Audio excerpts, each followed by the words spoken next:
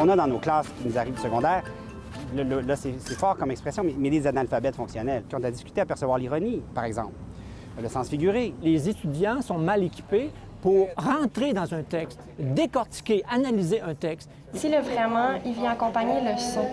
Comme certains ont la bosse des maths, Chloé Saint-Pierre a de la facilité en français. Alors, elle accompagne d'autres étudiants au CAF, le Centre d'aide en français. J'en aide 8 par semaine, donc c'est 1 heure par élève. C'est au Cégep Édouard-Montpetit qu'est né le premier CAF, il y a 35 ans. L'aide qu'on y donne est plus essentielle que jamais. Jacob Lisotte apprend à corriger ses textes. À base, j'ai un problème de dyslexie. C'est de la façon dont je vais relayer mes textes. Je vais être plus minutieux, je vais relayer phrase par phrase pour bien m'assurer que la syntaxe est bonne.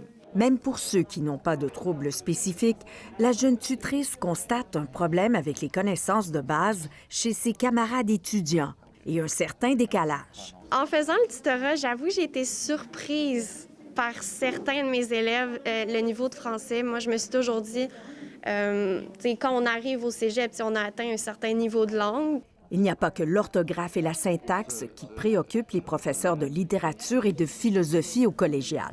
Je vois des difficultés sur le plan de la lecture. Je pense que les générations qui ont grandi avec les réseaux sociaux, la technologie, Internet et tout ça, je pense qu'ils ont plus de difficultés à lire des longs textes.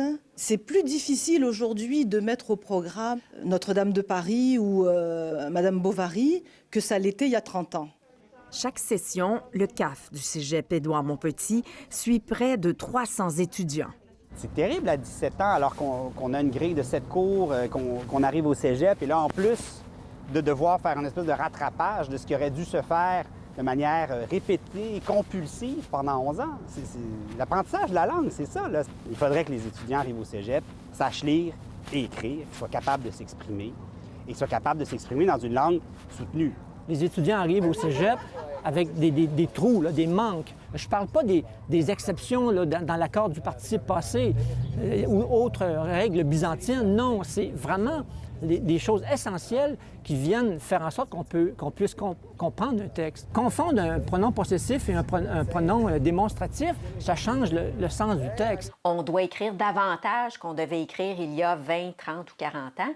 Alors, il faudrait normalement être meilleur en écriture qu'il y a 20, 30 ou 40 ans.